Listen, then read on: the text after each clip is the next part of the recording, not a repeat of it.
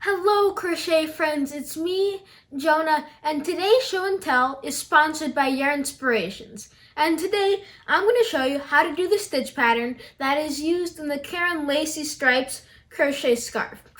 So to go through the scarf, we start off with some nice lace, and you continue with that lace pattern, but as you go up, you transition colors. So I started with the cream, and then it went to a dark taupe, a beautiful silver gray, a nice charcoal, and then almost a heathered platinum color. And that is because I used the Caron Big Donut O'Go, which if I flip it around here, you can see this is the color Spice Ginger, and it has 5 different colors. So it just naturally transitions, and all you do is keep crocheting. There's no color changing necessary if you use the Big Donut.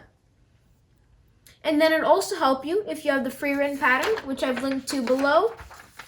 And then you'll also need a 5mm crochet hook, and you can get started. But since I'm just going to be showing you how to do a sample of this beautiful lace stitch, I'm going to be using another one of my favorite worsted 4-weight yarns, Caron Simply Soft, in this beautiful gray color. So let's get started, and you're going to love this lace stitch. When you're going to work this stitch pattern, it's a very simple stitch pattern, and I now have the start of my scarf laying on the table here, and you start down here. Now I started a little unconventionally, that's not in the pattern, and as you can see it's very stretchy, and that's because I started with the foundation single crochet. The pattern tells you to start with a chain, a row of chains, and then single crochet back and across, but I like this way because it's stretchier and it adds a nice arrow along here right at the bottom of your edge. But it made no difference in my overall width of my scarf or anything of the sort. But then after the next row, then it's just a 2-row repeat, and it'll be so easy. So if I come to the side here, right here and over, you can see that we have 2 double crochets to end every row. And that's what keeps this edge nice and straight. But then if I open up this stitch pattern, you can see it just alternates. So down here we have a bigger fan, small fan, big, small, big, small. And one of these small fans is a double crochet chain to double crochet, and the big fans are a 2 double crochet chain to 2 double crochet. I'll show you what I mean. And again, for my swatch, I'll be using Caron Simply Soft, and this is a really pretty feathered gray, in case you want to use it, the same yarn.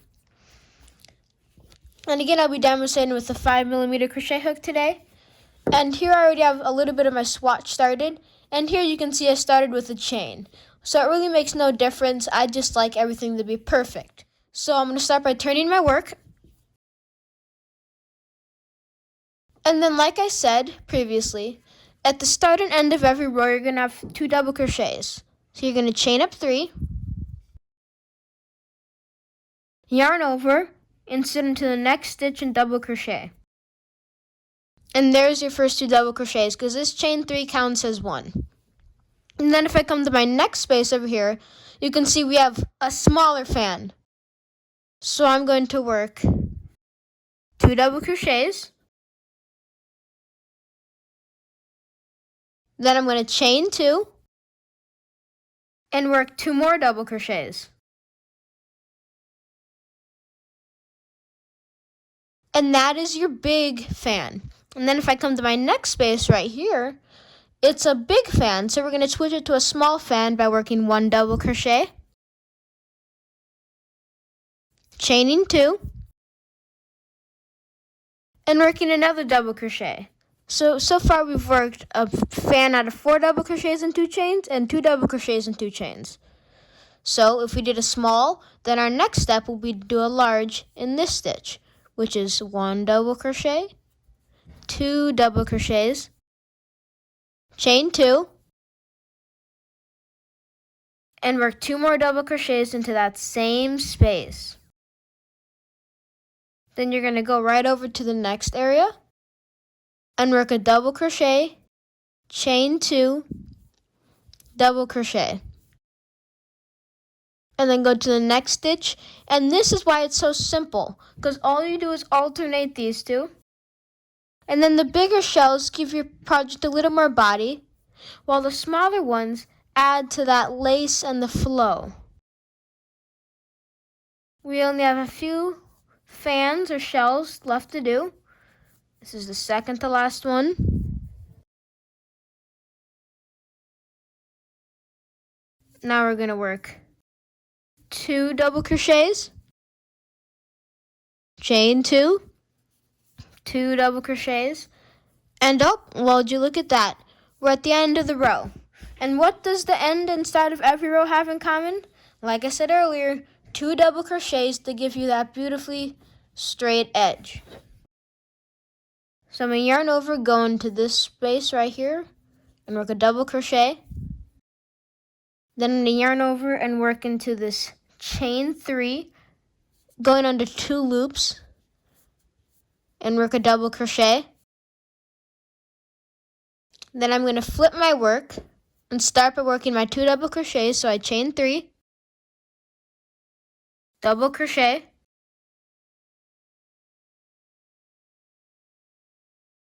and I ended that row before I did my 2 double crochets with a big fan right here. And if we go down, we see that we alternate every row. So when we did a big fan, we're now going to put a small fan on top of it. And then when we did a small fan, we're now going to put a big fan over that. Going to work our 2 double crochets, chain 2,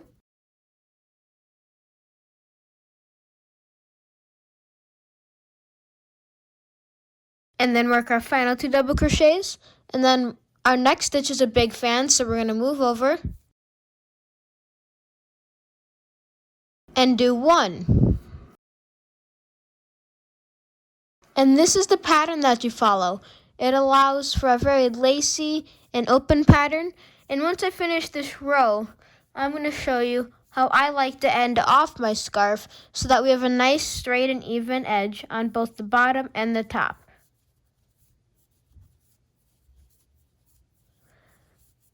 I'm going to speed up a little bit here so I can get to the end of the row, but it's that same repetition, alternating your different stitches.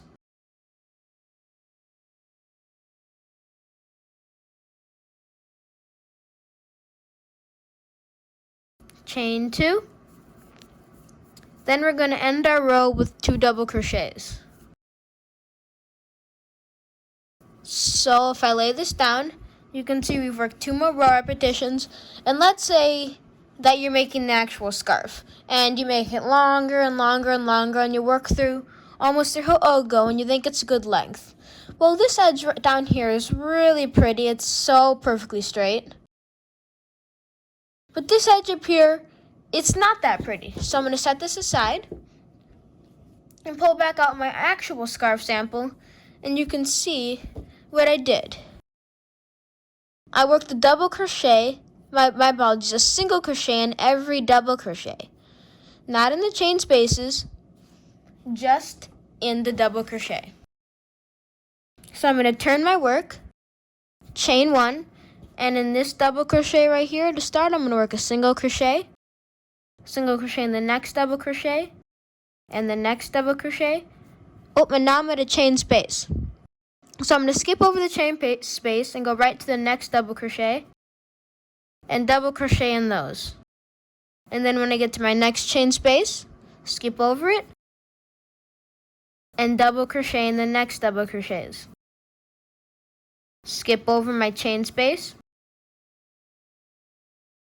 Now if I lay this flat and kind of massage it out a little bit, you can see it's a little not as nice over here, perfect down here, and it looks great over here. So we need to continue that pattern until we get to the end of the row. Single crochet, single crochet, single crochet. We have 3 stitches left. That's 1. And then our final 2 stitches here. And that's complete. So you would just chain 1, pull up and fasten off. Stretch this out a little bit, and that's your swatch. Now if I pull this up, you can see how lacy it is, and just look at that drape. the flexibility of the fabric, it'll flow wherever it wants. And if you wanted a tighter fabric, you could use a smaller hook. If you wanted a looser fabric, go up a hook size. But for a nice in-the-middle fabric, which is my favorite, you just use a 5mm hook or whatever hook you would normally use with worsted weight yarn, depending on your personal gauge. I hope you enjoyed this stitch because it's one of my favorites, and you don't have to just use it for the scarf. You can use it for blankets, you can use it for shawls, you can use it for so many different things. I certainly hope you enjoyed learning how to do this beautiful lace stitch that you can utilize in so many different projects, from blankets to shawls to scarves to anything you could imagine. Even dishcloths would be great with this shell stitch.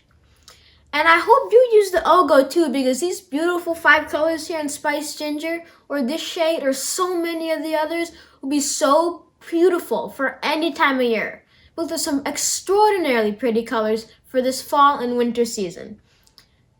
And I hope you enjoyed learning the stitch and the show and tell. And please make sure to like, comment, and subscribe to Jonah's Hands and Yarn Inspirations. Crochet away, friends!